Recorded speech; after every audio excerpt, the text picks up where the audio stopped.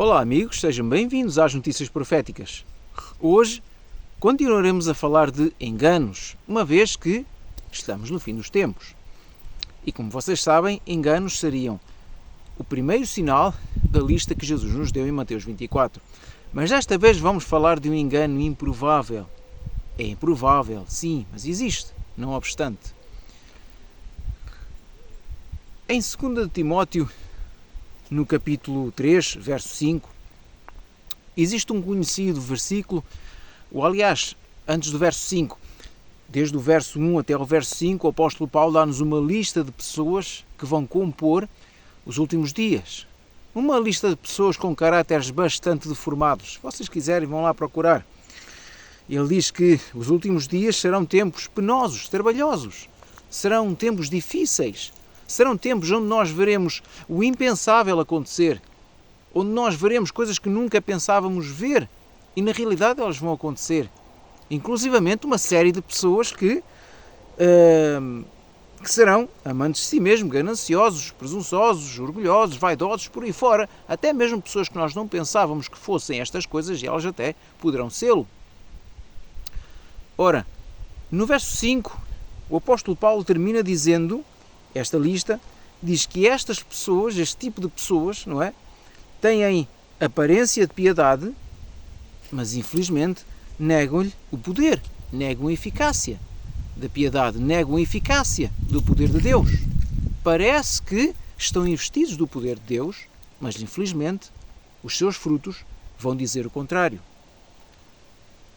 Meus queridos, se nós estamos à espera e estamos vendo os acontecimentos desenrolando-se, que uma lei travestida de piedade vá homogeneizar um dia de descanso para toda a gente. Ora, já está salvaguardado aqui pela Europa, e a Europa tem, na sua maioria, tem base católica. Ora, já está salvaguardado nas constituições europeias que o domingo seja um dia de guarda, inclusive na Constituição portuguesa. Bom, se já está previsto que o domingo seja um dia de guarda, então será mais fácil executar um processo de obrigatoriedade. Neste momento não é obrigatório ainda, mas queremos que no futuro próximo ele será imposto, este falso dia de guarda, às pessoas. Numa lei, como eu vos disse, travestida de piedade, onde será invocado, e isso está sendo muito discutido nos Estados Unidos da América, não é? E queremos que seja de lá que venha partir essa lei, e ela se espalhará pela Europa também, pelas Américas e talvez um pouco por todo o mundo ocidental, esta imposição da guarda de um falso dia de descanso. Ora, a este dia eles chamam-lhe de sábado. Chamam de sábado. Dizem que temos de guardar o sábado bíblico, o sábado do quarto mandamento. Sim, mas eles referem-se sempre ao domingo, porque é o domingo que está salvaguardado como dia de guarda para essas pessoas e para os movimentos dominicais e por aí fora. Bom, é uma lei travestida de piedade, como vos disse. Chamam-lhe sábado, mas na realidade é um falso sábado. Um dia é o dia do domingo, dia que Deus não mandou que guardássemos. Ora, é verdade que infelizmente os crentes de todo o mundo vão às suas igrejas no dia de domingo, pensando que estão honrando ao Senhor, mas na realidade estão em clara rebelião contra Ele. Vão confiando nas suas instituições, que também têm aparência de piedade, mas infelizmente estão negando a eficácia dela, ao guardar o dia de domingo em clara rebelião contra a lei divina. Nisto, no meio disto tudo, temos as igrejas que guardam o sábado. Aquelas igrejas que vêm, digamos, que estão já observando um pouco mais aprofundadamente o quarto mandamento, então reservaram-se a guardar o dia de sábado e fazem-no bem.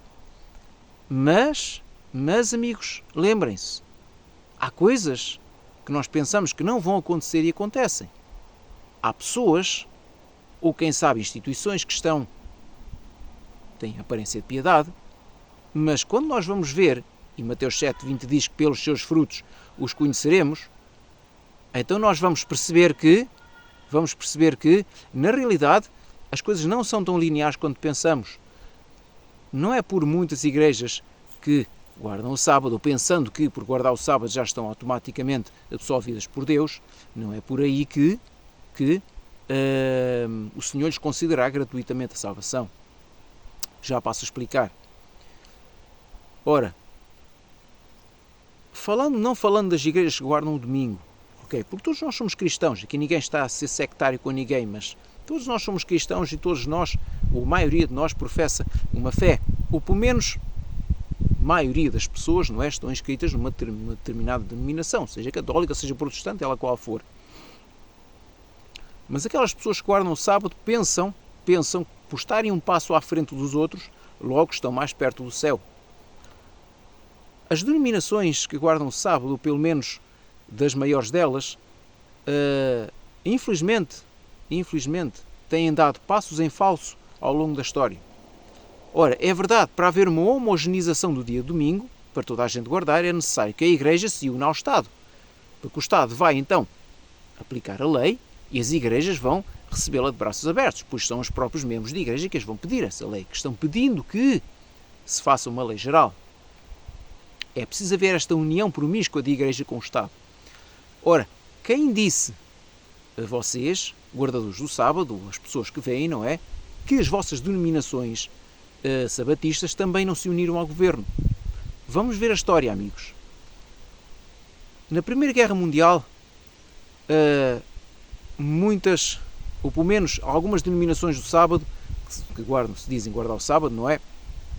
Elas admoestaram os seus membros rapazes a se alistarem no exército e irem para as trincheiras de guerra, porque tinham que lutar pela pátria. Havia este esforço de lutar pela pátria, para que o mal não proliferasse.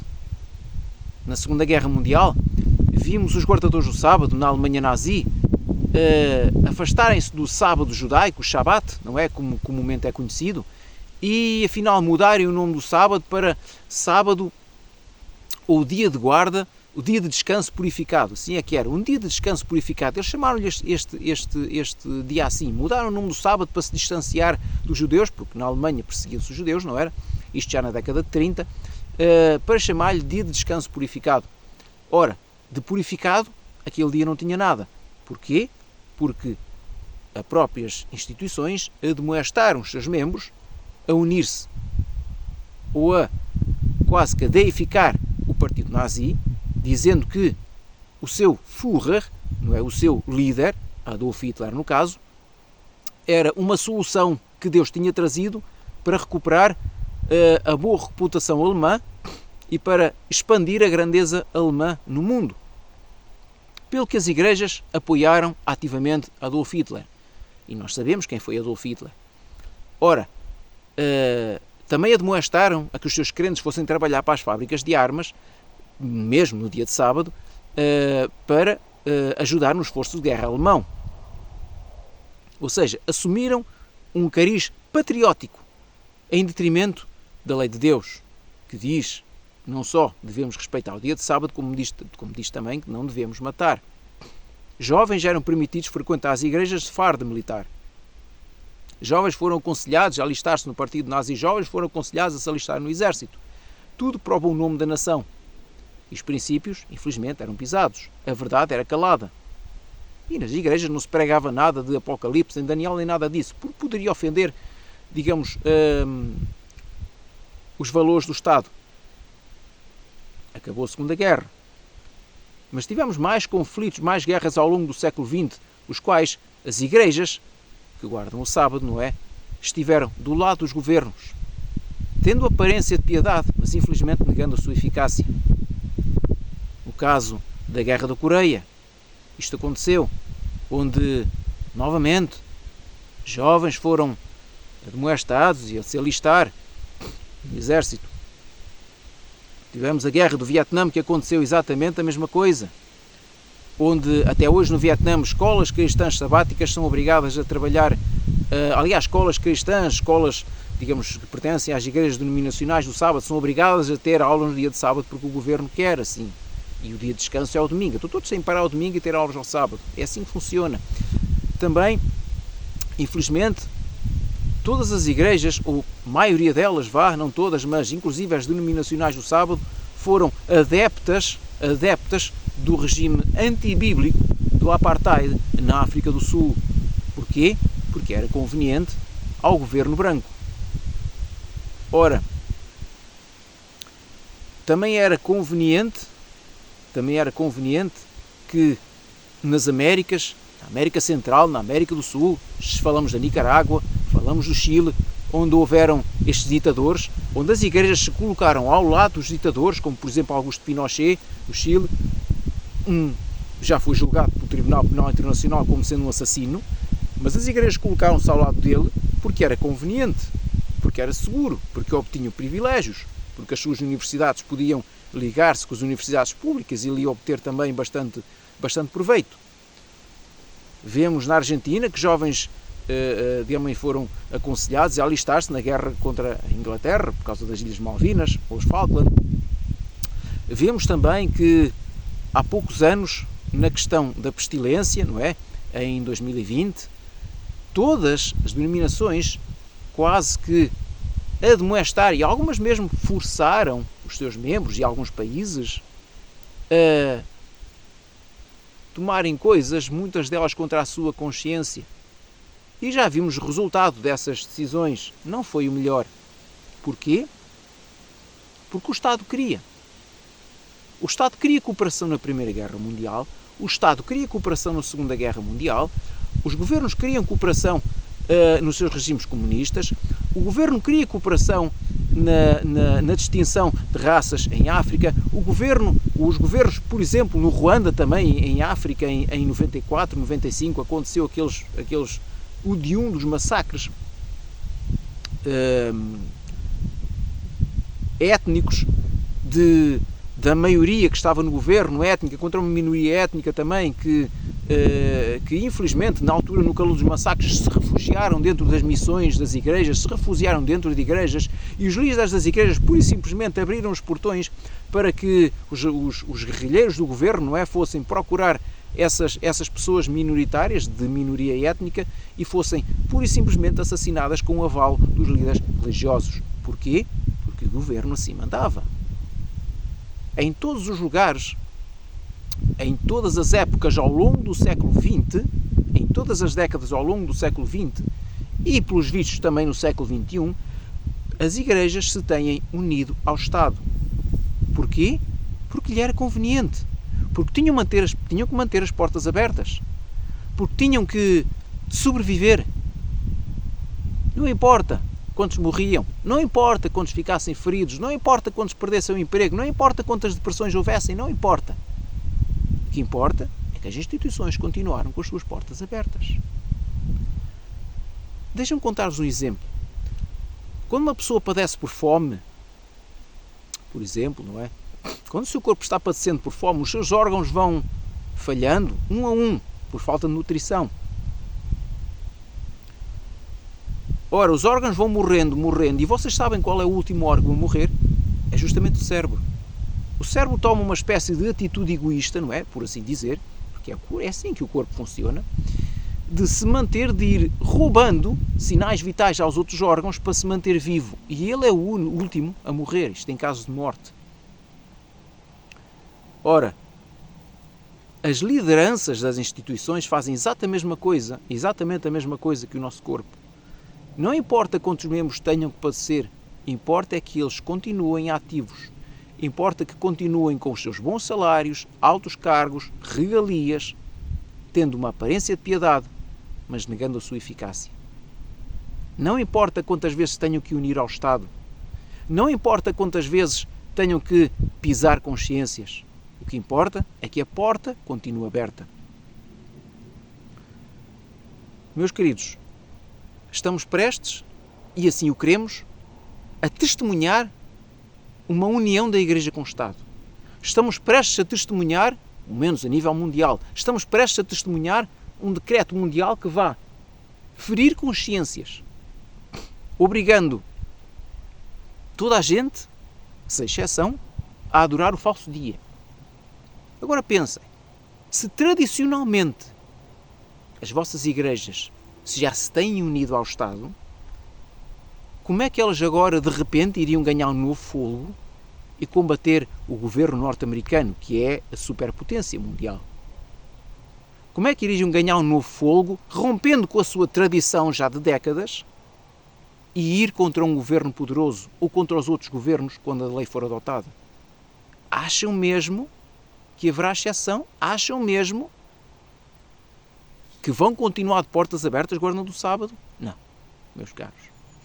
Se a história nos diz que, tradicionalmente, as igrejas já se têm unido ao Estado, têm aproveitado a mão do Estado, vão comer à mão do Estado para sobreviver, o que é que nos diz que não vão fazer o mesmo quando sair uma lei dominical mundial? O que é que me diz que não vão mudar o dia, tal como fizeram na Alemanha nazi, mudar o nome do dia? O que é que me diz que não vão passar a observar o sábado espúrio, o falso sábado, porque o governo assim o quer? O que se querem manter de portas abertas têm que o fazer. Mas o facto não fica por aqui, amigos. Há outra coisa que prende, que algema as igrejas ao Estado. E é justamente a questão da isenção fiscal. A questão da isenção fiscal, ela é premente. Porquê? Porque a modo das igrejas operarem de forma livre e sem peso dos impostos, o Estado concedeu-lhe isenção fiscal. Ou seja, elas não têm que pagar imposto sobre os seus imóveis, sobre as suas centenas e às vezes até milhares de igrejas que têm nos países, não têm que pagar impostos sobre os seus rendimentos, sobre as doações, sobre os dízimos que recebem, ofertas, seja lá o que for, não têm que pagar impostos de nada disso. É um benefício que o Estado dá às igrejas. E até aqui tudo bem. A questão é que, em troca desse benefício, as igrejas têm de colaborar com o Estado, com as leis do Estado. Elas não podem ir contra os mandatos estatais. E nós vimos no caso, por exemplo, da pestilência. O Estado disse que, olha, vocês tinham que fazer coisas destas e usar coisas destas. Bom, todos obedeceram, porque era um mandato estatal. Ainda que, mais tarde, veio-se a verificar que nem uma coisa nem outra, na realidade, foram eficazes. Mas foi o mandato do Estado. E o que fez foi piorar a saúde a muita gente. Ora, se alguma denominação religiosa não concordar com as leis do Estado e até mesmo se voltar contra o Estado por alguma razão, se colocar contra os ditames estatais, ela perde a isenção de impostos. E se perder a isenção de impostos, temos aqui um ponto complicado. Não só vai passar a pagar impostos sobre os muitos imóveis que tem e sobre aquele dinheiro que recebe, como também vai ter de o fazer desde o início da sua atividade naquele país. Ou seja, terá que pagar, em caso de incumprimento, os retroativos desde o início da sua atividade. E normalmente as igrejas protestantes, elas estão nos países operando há 100 anos ou até mais de 100 anos. Portanto, seria impensável e impagável pagar 100 anos de impostos. É algo que ultrapassa limites. Ora, as instituições tão pouco irão fazer tal coisa. Portanto, o que é mais fácil, amigos? Unir-se ao Estado. Então, amigos, o verso que o apóstolo Paulo escreveu termina o seguinte: é verdade, há pessoas, há líderes, instituições, que têm aparência de piedade, mas elas ao longo do tempo têm negado a sua eficácia. E sabem como é que o verso termina? Destes, afasta-te. É verdade, meus caros. Chegámos a um tempo complicado. Chegámos a tempos trabalhosos. E chegámos a um tempo onde o impensável acontece. Amigos, não estou forçando ninguém, nem aconselhando ninguém a abandonar as suas igrejas, mas comecem a pensar que um dia vão ter sérios problemas por estar dentro delas.